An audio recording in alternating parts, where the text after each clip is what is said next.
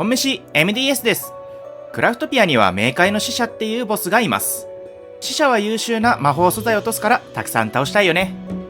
僕はボス素材を楽して集めるために自動化したりしてるけど、その処理方法が極限ダメージなんだよね。冥界の使者は極限ダメージが効きません。だから今まで自動化はできなかったんだよね。ただ代わりに毒ダメージが効きます。前回紹介した猛毒や量産施設はそもそも冥界の使者を倒すために作ったんだよね。というわけで実際に量産した猛毒矢で自動化しました。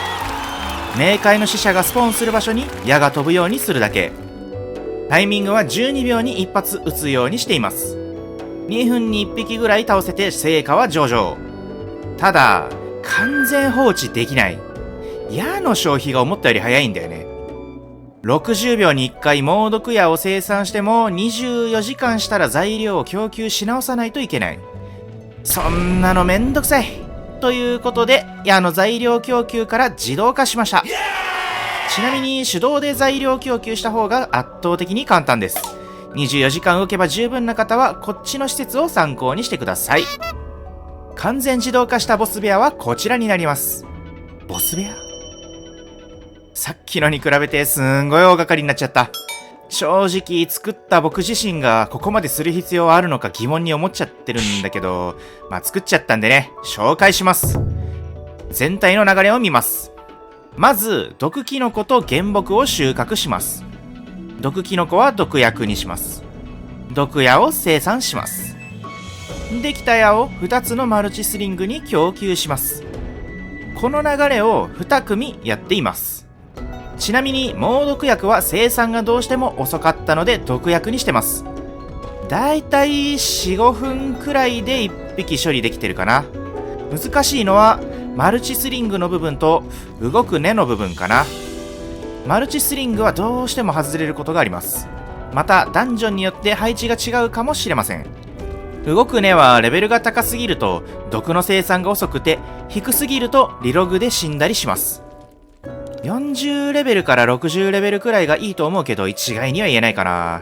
お好みで調整してください。それでは作り方。まずマルチスリングを設置します。位置はダンジョンによっておそらく違います。僕が一番大事なので最初に調整しておきましょう。共通なのは下向きに2つアブソーバーをつけることです。またアブソーバーが吸いやすいように4分の1壁でガイドをつけます。マルチスリングを配置できたら次は動く根の部分。床を置きます。大鍋を少しずらして置きます。床を置きます。ドローン基地を置きます。上空に大鍋を置きます。上の大鍋に落ちるようにレベル10くらいの緑物2匹の交配種を置きます。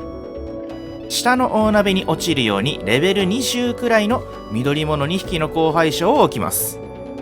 ドローン基地の上に動く根を2本刺して床を抜きます。アブソーバーや扇風機を使ってドロップを大鍋に誘導します。大鍋にドロッパーをたくさんつけます。仕分けマシンで毒キノコだけ取り出します。残りは好きに処分してください。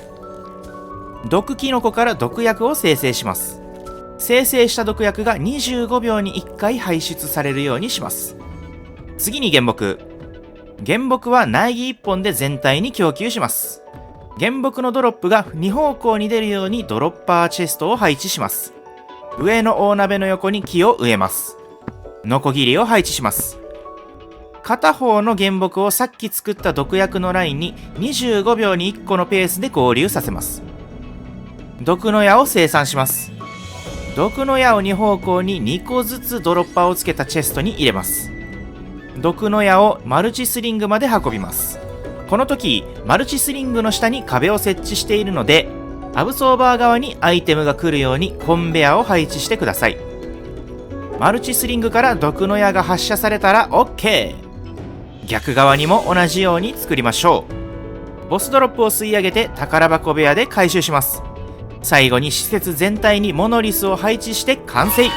あとはほったらかすだけになります。見た目は壮観なので作りたい人は作ってみてください。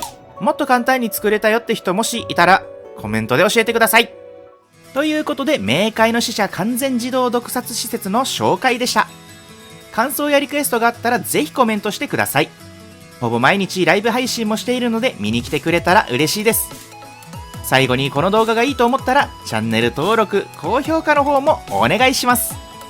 ここまでご視聴ありがとうございました。それではまた次の動画でお会いしましょう。バイバイ。